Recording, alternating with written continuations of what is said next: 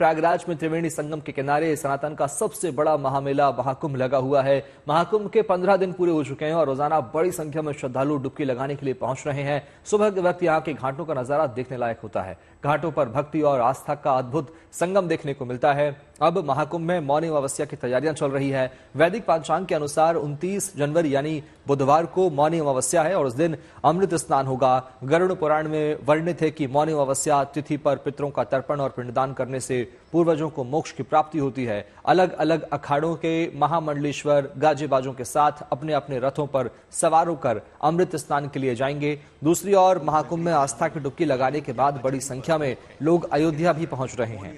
प्रयागराज से अयोध्या की दूरी करीब 160 किलोमीटर है। इस वजह से कुंभ के बाद अयोध्या पहुंचने वालों की संख्या तेजी से बढ़ रही है। मौनी अमावस्या पर महाकुंभ के अलावा अयोध्या और काशी के भी भक्तों की काफी भरमार देखने को मिलेगी।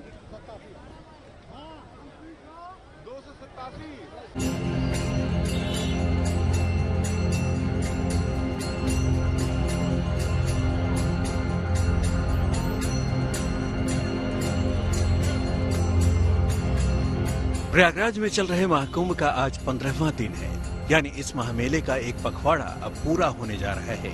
इसी के साथ यहाँ पर संगम में स्नान करने वाले श्रद्धालुओं की तादाद में भी हर दिन इजाफा होता जा रहा है। संगम पर विहंगम दृश्य देखने को मिल रहे हैं। देश के कोने कोने से और विदेशों से भी लाखों श्रद्धालु हर रोज यहाँ स्नान के लिए पहुँच रहे हैं। प्रयाग के पूर्ण महाकुंभ पर्व के अनुष्ठान का ये पखवाड़ा होने को आ रहा है, लेकिन अटूट श्रद्धा के साथ अटूट भीड़ दिखाई पड़ती है श्रद्धालुओं की, यानी श्रद्धा का सैलाब भी अटूट है और ऐसा जबरदस्त सैलाब है जिसको देखते हुए ये लगता है कि ये लगातार चलते रहने वाली धारा है, बहती रहने वाली धारा है, जैसे गंगा और यमुना की धारा।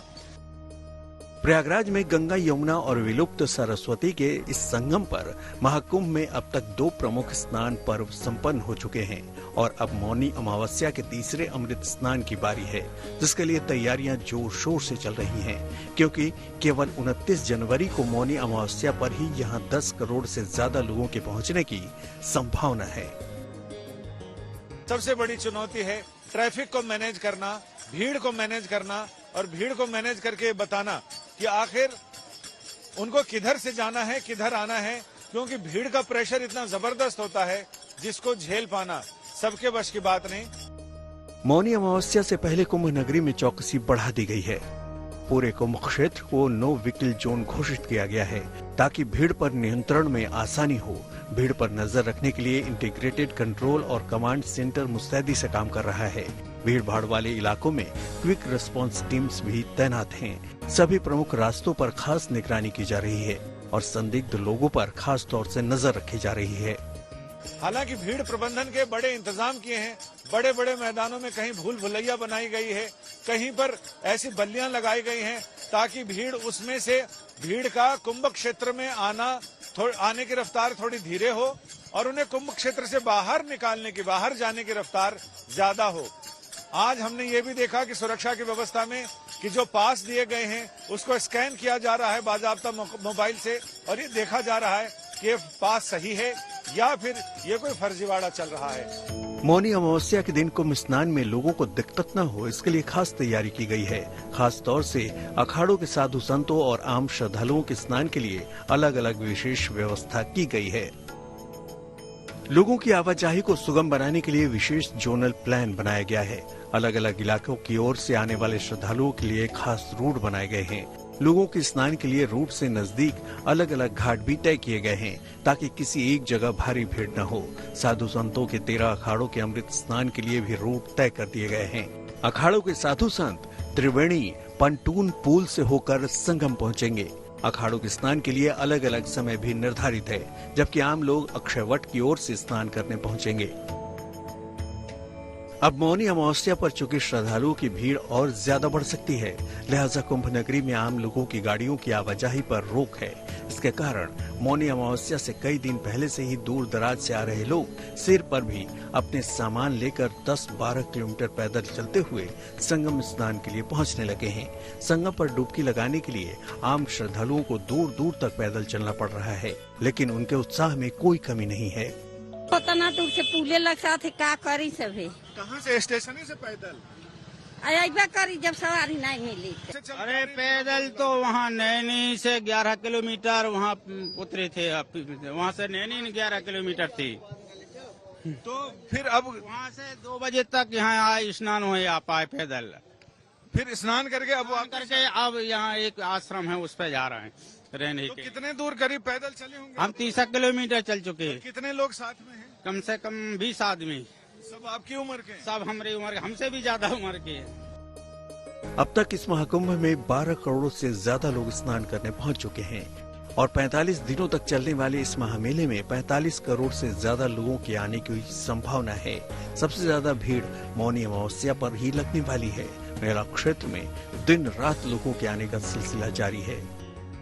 मेरे इधर अगर आप देखेंगे तो आपको पतित पावनी मां गंगा दिखेंगी, जिनके आचमन में आने के लिए लाखों श्रद्धालु मौनी अमावस्या से पहले ही प्रयागराज में आने शुरू हो गए हैं। मौनी अमावस्या नजदीक है और उससे पहले ही प्रयागराज में जो श्रद्धालु हैं उनके आने का तांता लगा हुआ है। हम एक पीपा पुल पे मौजूद हैं और आप अगर देखें यहाँ पर तो तमाम जो श्रद्धालु हैं, तमाम जो परिवार हैं, वो यहाँ पर आ रहे हैं।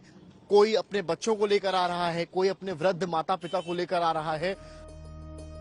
आपको बता दें कि महाकुंभ में पौष पूर्णिमा को पहले प्रमुख स्नान पर्व पर 1 करोड़ 75 लाख लोगों ने स्नान किया था, जबकि इसके अगले दिन मकर संक्रांति को 3.5 करोड़ लोग यहां स्नान के लिए पहुंचे थे। वहीं शुक्रवार और शनिवार को यानी 24 और 25 तारीख को 1.25 करोड़ से ज्यादा लोगों ने कुंभ स्नान किया। अपार भीड़ को देखते हुए प्रशासन मुस्तैद है, तो खास हथियारों से लैस यूपी एटीएस की महिला कमांडो भी एटीवी पर गश्त लगा रही हैं, ताकि सुरक्षा चुस्त रहे और कहीं भी किसी अनहोनी से बचाव किया जा सके। संजय शर्मा और समर्थ श्रीवास्तव के साथ bureau report, good news today.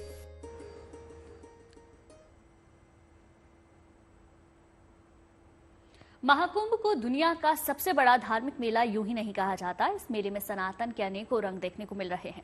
संस्कृति परंपरा को करीब से जानने का मौका मिल रहा है। इस महाकुंभ में श्री पंचायती निर्मल अखाड़े को पहली महिला महामंडलेश्वर मिली। साध्वी गीता हरि इस अखाड़े की पहली महिला महामंडलेश्वर बनी है। जबकि दूसरी तरफ यूपी के पीलीभीत से बीजेपी के विधायक स्वामी प्रवक्तानंद निर्मल को अखाड़े का महामंडलेश्वर बनाया गया है। इतना ही नहीं, सनातन की डोर में बंधने के लिए 7 समंदर पार से भी लोग प्रयागराज पहुंच रहे हैं। ग्रीस से आई एक महिला ने कुंभ में हिंदू रीति रिवाज के साथ शादी की। इन सब के बीच प्रयागराज की गंगा आरती सभी का ध्यान अपनी ओर खींच रही है। सुबह और शाम यहां भव्य दिव्य गंगा आरती होती है। शहीदों के सम्मान में एक युवा शहीद सम्मान साइकिल यात्रा करता हुआ कुंभ नगरी पहुंचा है। इससे पहले मुक्केबाज मैरी कॉम ने अपने परिवार के साथ त्रिवेणी में आस्था की डुबकी लगाई।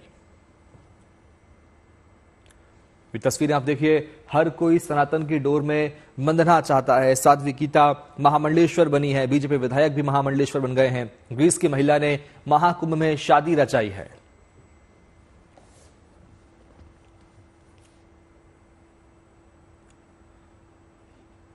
और प्रयागराज के महाकुंभ क्षेत्र में ड्रोन शो का आयोजन भी हो रहा है, जिसको लेकर भक्तों ही नहीं साधु सन्यासियों में भी अलग सा उत्साह देखने को मिल रहा है। रात होते ही ड्रोन शो की शुरुआत होती है और महाकुंभ के महत्व और पौराणिक इतिहास से परिचय लोगों को खूब भा रहा है।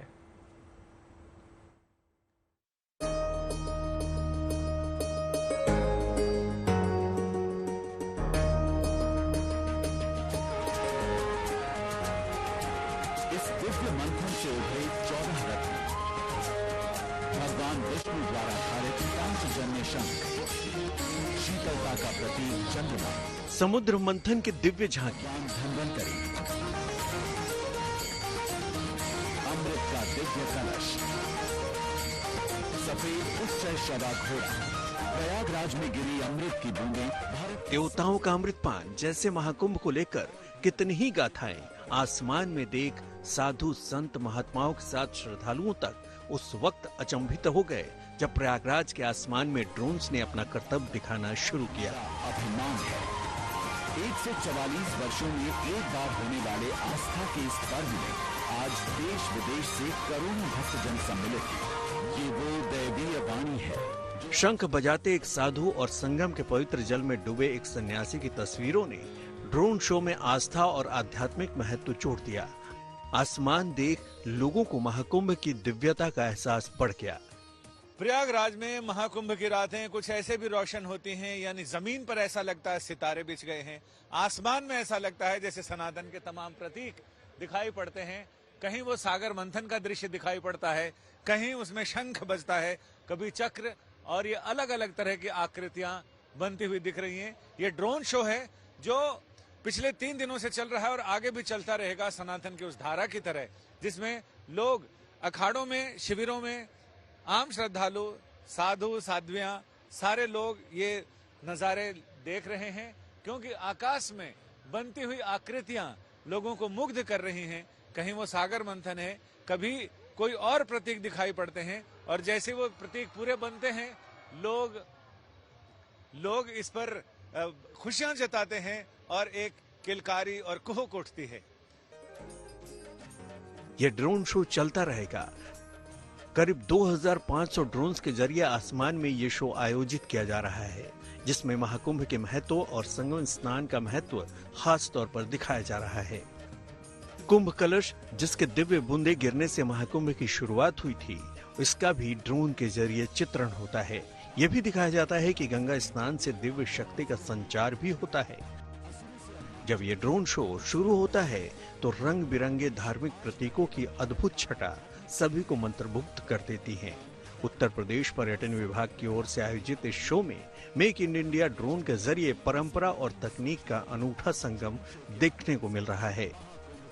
Sanjay Sharma, Prayagraj, good news today. इन दिनों प्रयागराज महाकुंभ में उनका कैंप लगा हुआ है। राम मंदिर आंदोलन में साध्वी ऋतंभरा की बड़ी भूमिका रही थी। साध्वी ऋतंभरा को पद्म भूषण से सम्मानित किया जाएगा।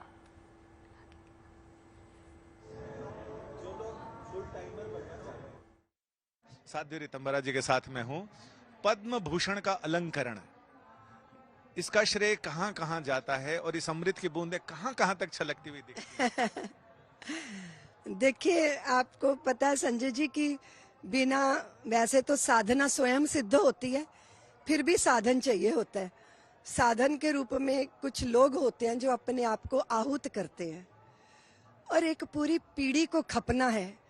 इस बात को समझते हुए अपना जीवन अर्पण करना छोटी बात नहीं है। और आप ये भी देखते हो कि सेवा में कोई ग्लैमर नहीं होता, और अक्सर व्यक्ति जो आकर्षित होता है ग्लैमर की तरफ, चाहे वो नेम हो, फेम हो, प्रसिद्धि हो, जो भी आप समझ लीजिए, 4 दीवारों में बंद रह के कार्य करना और पूरी एक पीढ़ी को लगना है, 25 साल प्रतीक्षा करनी है। एक दिन का बालक पालने में आया, बड़ा होगा तब वो अपने पैरों पे खड़ा होगा, तब तक उसके साथ लगे रहना है, फिर 1 2 3 नहीं, और लगातार पंक्तियों की पंक्तियां। तो मेरे वो सब साथी रहे, चुपचाप ये सब करते रहे। जो भी पुरस्कार मिला है, ये तो मेरे साथियों को बहुत प्रसन्नता, आनंद है, स्त्री जगत को भी बहुत आनंद है, लेकिन मैं तो अपने कार्य से ही पुरस्कृत होती रहती हूँ, हर पल हर क्षण। जब भी किसी नैराश चित्त में आशा का अंकुर फूट जाता है, जब भी किसी बुझे चित्त में चेहरे पे मुस्कान आ जाती है, मैं तो सफल मानती हूँ। मेरी पूरी सफलता थी 22 जनवरी को संजय जी, जब मेरे रामलला मंदिर में आ गए, मंदिर में विराज गए। वो मेरे शौर्य का प्रसाद था, अब वात्सल्य तो मेरे धैर्य का प्रसाद है। महाकुंभ में आस्था और भक्ति के अनेकों रूप देखने को मिल रहे हैं। भक्तों के लिए तरह तरह के कार्यक्रम का आयोजन किया जा रहा है। ऐसा एक भव्य और दिव्य शो का आयोजन रविवार की रात को महाकुंभ क्षेत्र में किया गया, जहां भक्तों को भगवान शिव के 7 रूपों के दर्शन करवाए गए।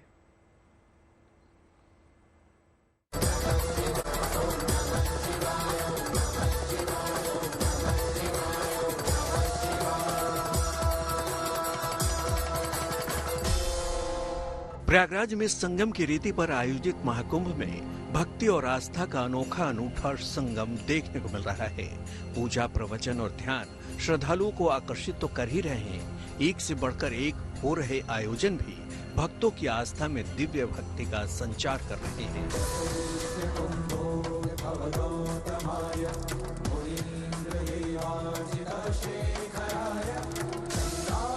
महाकुंभ के सेक्टर 9 में शिव आनंदम कार्यक्रम आयोजित किया गया। इस शो में भगवान भोले भंडारी के 7 स्वरूपों का प्रदर्शन किया गया, जिसे देख श्रद्धालु आस्था से निहाल हो गए और भक्ति के आनंद में गोते लगाने लगे। इस कार्यक्रम में महादेव का वेश धारण कर कलाकार रैंप पर जब उतरे तो महादेव के तांडव से जुड़ी नृत्य मुद्राएं भगवान की शोभा बढ़ा रही थी। इस खास आयोजन का उद्देश्य आधुनिक पीढ़ी को भगवान शिव से जुड़े अलग अलग पक्षों के पीछे छिपे विज्ञान को उजागर करना था। भगवान शिव के आभूषणों और वेशभूषा जैसे कि उनकी जटाजूट, त्रिशूल, बाघंबर वस्त्रों के पीछे छिपे विज्ञान और उसकी आध्यात्मिक प्रासंगिकता से परिचय कराना था। In their respective directions. तब भीतर से प्रकट हुए कई बहुमूल्य रत्न, 4 tusked elephant Airavat, Lord Vishnu's conch Panchajanya and many more. देव और दानव जो कर रहे थे अमृत का इंतजार became curious. शिवमय बैकग्राउंड म्यूजिक की धुन पर मॉडल्स ने मंच पर महादेव के अलग अलग रूपों को बखूबी निभाया, तो नृत्यांगनाओं ने समुद्र मंथन को डांस के फॉर्म में प्रस्तुत किया। कुल मिलाकर दर्शक इस शिवमय आयोजन को देखकर आनंदित और गौरवान्वित महसूस कर रहे थे।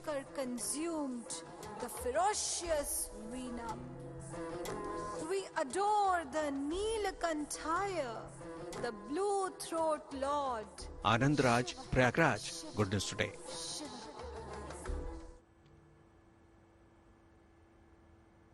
संगम नगरी प्रयागराज में लेटे हनुमान जी का मंदिर विश्व प्रसिद्ध है। इस प्राचीन मंदिर में हनुमान जी की अनोखी मुद्रा में अपने भक्तों को हनुमान जी दर्शन देते हैं। मौका महाकुंभ का है। ऐसे पावन मौके पर यहां लेटे हनुमान मंदिर में श्रद्धालुओं की भारी भीड़ देखी जा रही है। हर रोज उमड़ते जनसैलाब के पीछे एक धार्मिक मान्यता भी है जो इन भक्तों को यहां तक खींच लाती है।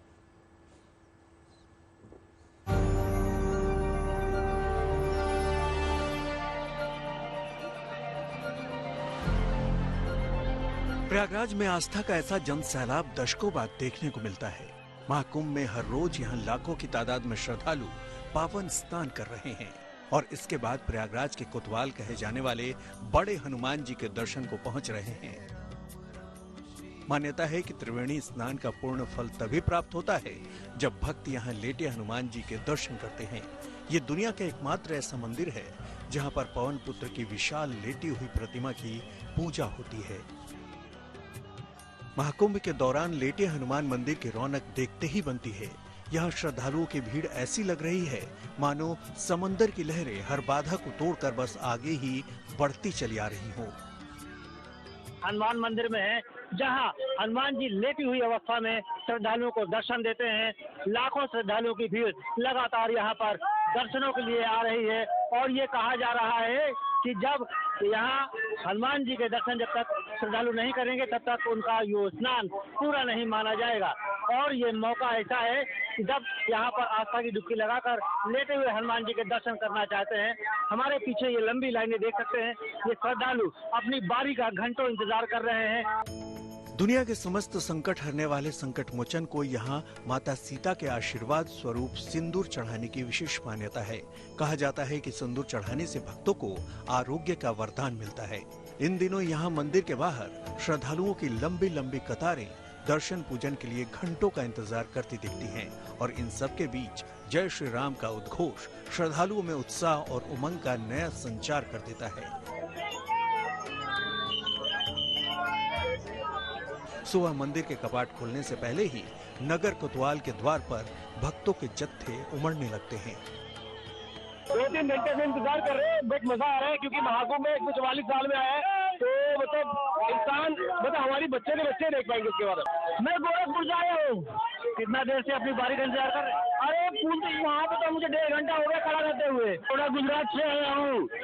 1-1.5 घंटा से लाइन में लगा हूँ तो अब जाके नंबर आ रहा है। जो है राजस्थान से आया हुआ हूँ और यहाँ पे आने की जो खुशी है वो घर बैठे हम सोच भी नहीं सकते। इतनी ज्यादा प्रसन्नता हो रही है और यहाँ का जो प्रशासन व्यवस्था है वो बहुत अच्छी है। प्रयागराज के इस पौराणिक मंदिर का मां गंगा से जुड़ा एक अनुपम संयोग है। बरसात के मौसम में हर साल मां गंगा इस मंदिर तक पहुंचती हैं और लेटे हनुमान जी को स्नान कराती हैं। यह प्रक्रिया निरंतर यूं ही चली आ रही है। धार्मिक मान्यता है कि लेटे हनुमान जी के दर्शन मात्र से ही भक्तों के जीवन के सभी संकट दूर हो जाते हैं। Pankaj Srivastava, Prayagraj, good news today.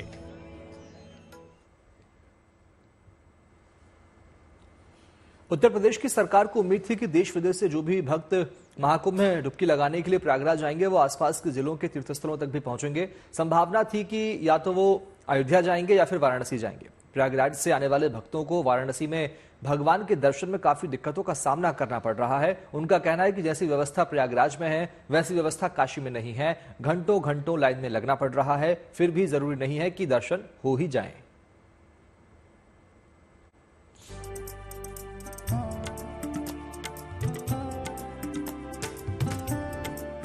Prayagraj में चल रहे महाकुंभ में पहुंचने वाले श्रद्धालुओं की संख्या बढ़ती ही जा रही है, लेकिन महाकुंभ का असर वाराणसी यानी बाबा विश्वनाथ की नगरी में भी दिख रहा है।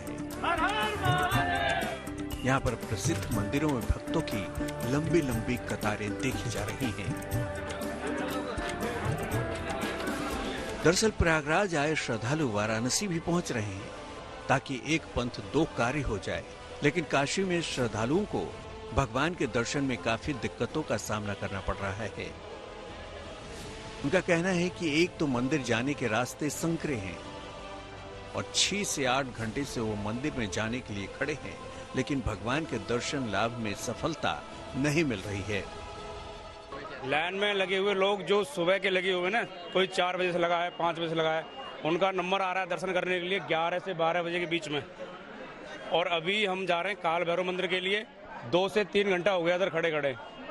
एक लाइन लगी हुई है, मंदिर के जाने के लिए व्यवस्था है पूरी, पर जो लोग एक्स्ट्रा जा रहे हैं ना, इनको कोई रोकने वाला नहीं है। पुलिस है वो अपना काम कर रही है, पर पब्लिक मान ही नहीं रही उनकी। हम लोग विश्वनाथ मंदिर गए, लेकिन वहाँ भी दर्शन नहीं हुआ। काफ़ी लाइन लगा हुआ था, काफ़ी भीड़ होने के कारण, व्यवस्था सही नहीं हो रहने के कारण क्या हुआ कि हम लोग सोचे कि भैरवनाथ के मंदिर आए, और भैरवनाथ के मंदिर में भी काफ़ी भीड़, लंबी लाइन लगे हुए, बच्चे हैं, सब भूखे हैं, और ये मतलब रास्ता इतना संकीर्ण है और व्यवस्था बहुत ही मतलब खराब है, जिसके कारण से मतलब दर्शन करने में इतना दिक्कत हो रहा है। सुबह से लगे हुए लाइन, अभी तक आप देख सकते हैं समय कितना हो रही है, लगभग 2 बजने जा रही है, पर अभी तक हमने दर्शन नहीं किए। लाइन में लगे हुए हैं, वो भी मंदिर काफी दूर है। अभी हम लोग बहुत ज्यादा ही दूर में लगे हैं मंदिर से, और सुबह से भूखे प्यास में है, पर यहाँ कोई कंडीशन ठीक नहीं है, उतना भी सही नहीं है। कुछ श्रद्धालुओं का दावा है कि पैसे लेकर लोगों को मंदिर में प्रवेश दिया जा रहा है, जिसकी वजह से ही ये अव्यवस्था फैली हुई है और श्रद्धालुओं की भीड़ बढ़ती ही जा रही है। क्रम से ऐसे पाए गए हैं जो क्रम से पैसा ले लेके लोग दर्शन करा दे रहे हैं। ये किसकी मतलब मिली भगत है, ये तो खुलासा हो ना, पता लगाने के लिए हम लोग क्रम से राउंड पे लगे हुए हैं। राउंड पे देखा जाए कि कौन कैसे क्या कर रहा है। किसी से 50 ले रहे हैं, किसी से 100 ले रहे हैं, कैसे कैसे करके लोग पहुंचा दे रहे हैं। पब्लिक भी क्रम से इसमें बेकार है। भाई पब्लिक क्यों कर रही है, लाचार ऐसे क्यों बनी हुई है। कई जगह तो व्यवस्था संभाल रहे पुलिसकर्मियों से श्रद्धालुओं को बहस करते देखा जा सकता है, लेकिन मंदिर प्रशासन का कहना है कि मंदिर का कोई भी कर्मचारी पैसा लेकर दर्शन नहीं करवा रहा है। मंदिर को बदनाम करने के लिए कुछ बाहर के लोग ये काम कर रहे होंगे। मंदिर से उनका किसी प्रकार का कोई संबंध नहीं है, न मंदिर के लोग हैं। अगर ऐसे लोग मिलते हैं तो मैं पुलिस प्रशासक से भी मैं आपके माध्यम से विनती करता हूं कि अगर इस टाइप के कोई अगर दलाली कर रहा है तो उसे बंद किया जाए, उसके ऊपर कानूनी कार्रवाई की जाए। महाकुंभ में पवित्र स्नान के लिए जाने वाले या वहां से आने वाले भक्तों को अपने आराध्य का दर्शन करने में काफी मशक्कत करनी पड़ रही है। कई लोगों को तो बिना दर्शन किए ही वापस लौटना पड़ रहा है। Roshan Jaiswal, Varanasi, good news today. Uttarakhand में यूसीसी यानी कि यूनिफॉर्म सिविल कोड आज से लागू कर दिया जाएगा। आज 12:30 बजे दिन में इसकी वेबसाइट उत्तराखंड के मुख्यमंत्री पुष्कर सिंह धामी लॉन्च करेंगे। सीएम धामी ने कहा कि समान नागरिक संहिता लागू होने से सभी को फायदा होगा, सभी को समानता का अधिकार मिलेगा। साथ ही ये भी कहा कि ये कानून का वादा हमने विधानसभा चुनाव में किया था, जिसे हमने पूरा किया। इसे लोगों की राय के अनुसार बनाया गया है, जबकि कांग्रेस इसका विरोध कर रही है, इसे गैर कानूनी बता रही है। तो आज यूसीसी 12:30 बजे लागू हो जाएगा उत्तराखंड में। देश का पहला राज्य उत्तराखंड ऐसा होगा जो यूनिफॉर्म सिविल कोड लागू करने जा रहा है। इसको लेकर एक विशेष कमेटी बनाई गई थी और उसके बाद इस प्रस्ताव को रखा गया था। सरकार का यह दावा है कि सबको समानता का अधिकार देगा। विधानसभा चुनाव के वक्त यह वादा किया गया था। उत्तराखंड में यूसीसी लागू होने से काफी कुछ बदल जाएगा। खासकर महिलाओं के अधिकारों को और ज्यादा मजबूती मिलेगी। बहुविवाह जैसी कुरीति पर रोक लग सकती है, लगेगी। इसके अलावा बिल के ड्राफ्ट में शादी तलाक प्रक्रिया से जुड़े तमाम बिंदुओं को भी शामिल किया गया है, जैसे कि शादी के लिए लड़के की आयु 21 साल और लड़की की आयु 18 साल होनी चाहिए। शादी का रजिस्ट्रेशन धारा 6 के अंतर्गत होना जरूरी होगा। ऐसा नहीं करने पर 20,000 रुपए का जुर्माना सरकार लगा सकती है। तलाक के लिए कोई भी पुरुष या महिला कोर्ट में तब तक नहीं जा सकेगा जब तक विवाह की अवधि 1 साल ना हो गई हो। ये तमाम बड़े फैसले इस यूसीसी के अंतर्गत लिए जा सकते हैं। विवाह चाहे किसी भी धार्मिक प्रथा के जरिए हुआ हो, तलाक केवल न्यायिक प्रक्रिया के तहत ही हो सकेगा, यानी हलाला और इद्दत की प्रथाएं पूरी तरह से समाप्त हो जाएंगी। किसी भी व्यक्ति को दोबारा विवाह का अधिकार तभी मिलेगा जब कोर्ट ने तलाक पर फैसला दे दिया हो और उस आदेश के खिलाफ अपील का कोई अधिकार नहीं रह गया हो। संपत्ति को लेकर भी कई बड़े प्रावधान इस नियम में किए गए हैं। संपत्ति को लेकर महिला और पुरुषों के बीच बराबर अधिकार होगा। इसमें किसी भी तरह का कोई भेदभाव नहीं किया जाएगा। लिव इन रिलेशनशिप के लिए पुलिस में रजिस्ट्रेशन जरूरी होगा। ऐसे जोड़ों को अपने माता पिता की जानकारी भी देनी होगी और साथ ही साथ 18 से 21 साल के जोड़ों को माता पिता का सहमति पत्र भी देना होगा, यानी बिना माता पिता की परमिशन के लिव इन में नहीं रह सकते। मुस्लिम महिलाओं को भी गोद लेने का अधिकार होगा। इसके साथ ही उनके लिए गोद लेने की प्रक्रिया को और आसान बनाया जाएगा। इसके बाद नौकरी पेशा लोगों के लिए भी कई तरह के प्रावधान इस यूसीसी में किए गए हैं। बता दें आपको, बेटे की मृत्यु की स्थिति में बुजुर्ग माता पिता के भरण पोषण की जिम्मेदारी पत्नी पर होगी और उसे मुआवजा मिल सकेगा। हालांकि उत्तराखंड में यूसीसी को लेकर विपक्ष सरकार को घेर रहा है। सुनिए यूसीसी पर क्या है पक्ष और विपक्ष की अपनी अपनी दलीलें। जो सरलीकरण है, सशक्तिकरण है, मातृशक्ति का, महिलाओं का सशक्तिकरण होगा और सरलता होगी सभी के लिए। सभी प्रकार के प्रावधान किए गए हैं। किसी को भी कोई परेशानी इसके लागू होने के बाद नहीं होने वाली है। सबके लिए सुविधा होने वाली है। यूसीसी का जो इन्होंने खाका तैयार किया है वो पूरी तरीके से गैरकानूनी मैं उसको मानता हूँ। हमारे संविधान की अनुच्छेद 44 के तहत अगर इसको हम अवलोकन करें तो ये कहीं स्टैंड नहीं करता। अगर इसमें कहीं जुडिशियल रिव्यू हुआ, सुप्रीम कोर्ट ने इसको रिव्यू किया तो ये उसी दिन खारिज हो जाएगा, खत्म हो जाएगा। क्योंकि इसमें कई प्रावधान ऐसे हैं जो ना तो लोगों को के लायक हैं, चाहे वो संपत्ति का जो हस्तांतरण है उसका मामला हो, चाहे लिव इन रिलेशनशिप हो, चाहे विवाह विच्छेद के मामले हों। उसमें बहुत सारी लूप होल्स हैं जिसको अभी तैयारी नहीं की गई। और अब खबर 7 समंदर पार डोनाल्ड ट्रंप के एक्शन की। ट्रंप ने राष्ट्रपति की शपथ लेने के बाद से ही ताबड़तोड़ फैसले लेना शुरू कर दिया है। इस बार ट्रंप के निशाने पर अमेरिका में रह रहे प्रवासी हैं। अमेरिका में जो लोग अवैध तरीके से रह रहे हैं उन्हें ट्रंप की सरकार ने बाहर का रास्ता दिखाने का काम शुरू कर दिया है। इस बीच ट्रंप के निशाने पर कोलंबिया भी आ गया है। जब ट्रंप ने अवैध प्रवासियों से भरे अमेरिका के 2 जहाजों को कोलंबिया भेजा तो एक छोटे से देश कोलंबिया ने उस जहाज को लौटा दिया है, जिसके बाद कोलंबिया पर एक्शन लेते हुए ट्रंप ने कोलंबिया के उत्पादों पर टैरिफ बढ़ा दिया और वीजा प्रतिबंध लगा दिया है। इसका परिणाम यह रहा कि कोलंबिया अपने फैसले से पीछे हट गया। चलिए अब आपको विस्तार से बताते हैं कि आखिर मामला क्या है और क्यों ट्रंप और कोलंबिया में ठन गई है। दरअसल कोलंबिया की सरकार ने प्रवासियों से भरी हुई अमेरिकी सेना की 2 फ्लाइट्स को लैंड नहीं होने दिया, जिस पर राष्ट्रपति पेट्रो का कहना है कि ट्रंप का व्यवहार ठीक नहीं है। अमेरिका प्रवासियों के साथ अपराधियों की तरह बर्ताव नहीं कर सकता है। सिविल विमानों में ही प्रवासियों को कोलंबिया आने दिया जाए। प्रवासियों के साथ सम्मान और गरिमा के साथ व्यवहार किया जाना चाहिए। वहीं अमेरिकी राष्ट्रपति ट्रंप का कहना है कि कोलंबिया के राष्ट्रपति गुस्तावो पेट्रो के जहाज लौटाने के फैसले से अमेरिका की राष्ट्रीय सुरक्षा बाधित हुई है, जिसके जवाब में ट्रंप ने अमेरिका के बाजारों में कोलंबिया के सभी उत्पादों पर 25% इमरजेंसी टैरिफ लगा दिया है, जो 1 हफ्ते के भीतर बढ़कर 50% तक हो सकते हैं। इसके अलावा कोलंबिया सरकार के अधिकारियों और सहयोगियों पर वीजा प्रतिबंध भी लगाए गए हैं। अमेरिका ने कोलंबिया पर प्रतिबंध लगाए तो कोलंबिया बैकफुट पर आ गया और कोलंबिया ने कहा कि वो अपने नागरिकों को सम्मान के साथ वापस लेकर आएंगे। इजराइल हमास युद्ध विराम के बाद कैदियों की अदला बदली लगातार जारी है। 4 इजरायली महिला सैनिकों की रिहाई के एवज में इजराइल ने 200 फिलिस्तीनियों को आजाद कर दिया है। करीब 1.5 साल से युद्ध की आग में जल रहे गाजा में खुशियां लौटी हैं। कैदियों की रिहाई के बाद रामल्ला में लोग जश्न मनाने के लिए सड़क पर उतर आए।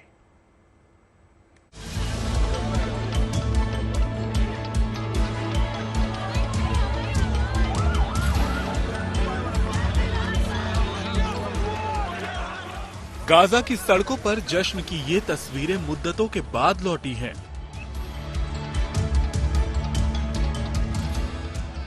इजराइल के साथ हुए युद्ध विराम के बाद बंधकों की रिहाई से रामल्लाह की गलियों में खुशियों ने दस्तक दी है।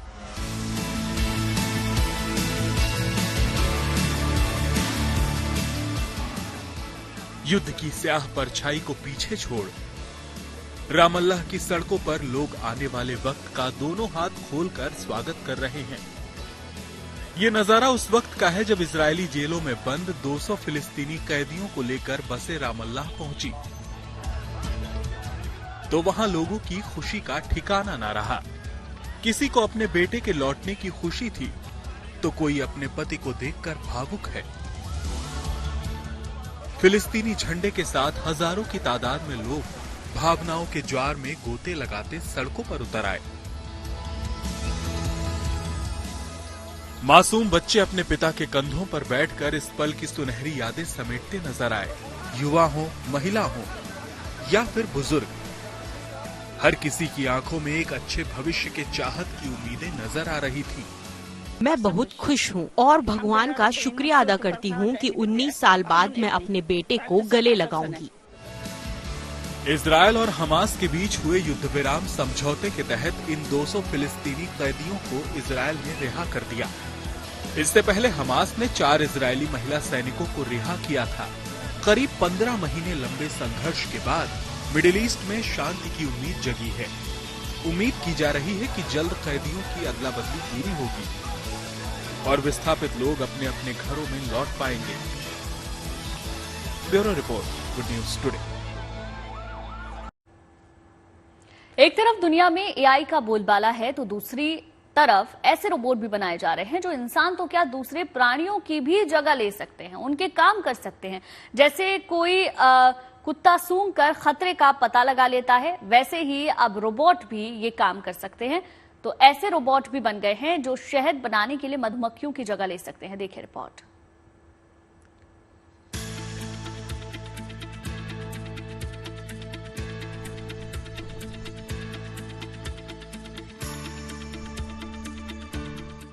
मोटी और बेहद उबड़-खाबड़ बर्फीली सतह पर कदम बढ़ाता चलता जा रहा ये कुछ और नहीं बल्कि एक रोबोटिक डॉग है।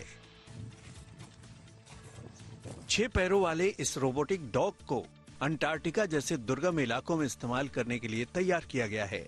चीन की एक कंपनी ने काफी रिसर्च के बाद कमाल के इस रोबोटिक डॉग को डेवलप किया है। अंटार्कटिका के बर्फीले इलाके में इंसान का आवागमन काफी मुश्किल होता है। ऐसे में ये रोबोटिक डॉग वहां बर्फ के बीच खतरनाक रास्तों की पहचान करके लोगों को सतर्क तो कर ही सकता है। ये कम दूरी तक 70 से 100 किलोग्राम तक वजन के सामानों की ढुलाई में भी सक्षम है। -40 डिग्री तक तापमान में ये बड़े आराम से काम कर सकता है। बर्फीली सतह पर चहलकदमी में आसानी हो, इसके लिए इसके पांवों और शूज को खास तरीके से डिजाइन किया गया है। हाल के दिनों में अंटार्कटिका में चीन के रिसर्च स्टेशन पर बैटरी से चलने वाले इस रोबोटिक डॉग की टेस्टिंग की गई। इसके जरिए पता लगाया गया कि ये वहां पर वैज्ञानिकों के लिए कितना मददगार साबित हो सकता है। अंटार्कटिका जाने वाली टीम की सुरक्षा हमारी सबसे बड़ी चिंता का विषय है। बर्फ पर चलते हुए उसमें पड़ी दरारें नहीं दिखती, जो काफी खतरनाक होती हैं। ऐसे में रोबोटिक डॉग उन दरारों की पहचान करते हुए टीम के लिए रास्ता बना सकते हैं। इससे वे लोग सुरक्षित रहेंगे। अब देखिए, हथेली में समा जाने वाला ये मच्छर या मक्खी जैसा उपकरण कुछ और नहीं बल्कि एक खास रोबोट ही है। अमेरिका के मैसेच्यूसेट्स इंस्टीट्यूट ऑफ टेक्नोलॉजी के वैज्ञानिकों ने कीड़े मकोड़े के आकार का एक अनोखा रोबोट बनाया है, जो फूलों पर परागन का काम ठीक वैसे ही करता है जैसे मधुमक्खियां करती हैं। लेकिन उनके मुकाबले कहीं ज्यादा तेजी से। इस तरह कृत्रिम तरीके से परागन के लिए ये बग रोबोट्स काफी मददगार हो सकते हैं, क्योंकि इनका कंट्रोल इंसान के हाथों में होता है। ऐसे रोबोट नए तरीके से इस्तेमाल किए जा सकते हैं। उदाहरण के लिए फूलों में कृत्रिम परागन में इसका उपयोग हो सकता है। ये बेहद हल्के और छोटे हैं। इन्हें बेहद सटीक रूप से कंट्रोल किया जा सकता है और अत्यंत कोमल फूलों और पत्तियों पर रखा जा सकता है। हालांकि वैज्ञानिकों का कहना है कि इनका इरादा ये नहीं है कि पूरी तरह से मधुमक्खियों या ऐसे प्राणियों की जगह इन बग्स रोबोट्स का इस्तेमाल हो, लेकिन ये हाईटेक वर्टिकल इंडोर फार्मिंग में मददगार जरूर हो सकते हैं और इस तरह से खेती के नए तरीके की शुरुआत हो सकती है। Bureau report, good news today. और अब आपको ऐसे वीडियो दिखाते हैं जिन्हें देखकर आप हैरान रह जाएंगे। इन घटनाओं को देखकर कहा जा सकता है कि जाको राखे साइया मार सके ना कोई। घटना महाराष्ट्र के डोंबिवली के देवी चापाड़ा इलाके की है, जहां पर 2 साल का बच्चा 13 मंजिला इमारत के नीचे तीसरी मंजिल से नीचे गिर गया और इस बच्चे को गिरता देख भाविश नाम का युवक उसे लपकने पहुंच गया और बच्चे को बचा लिया। हालांकि बच्चा उसके हाथ से छिटक गया और उसे चोट भी लगी, लेकिन वो जानलेवा साबित नहीं हुआ।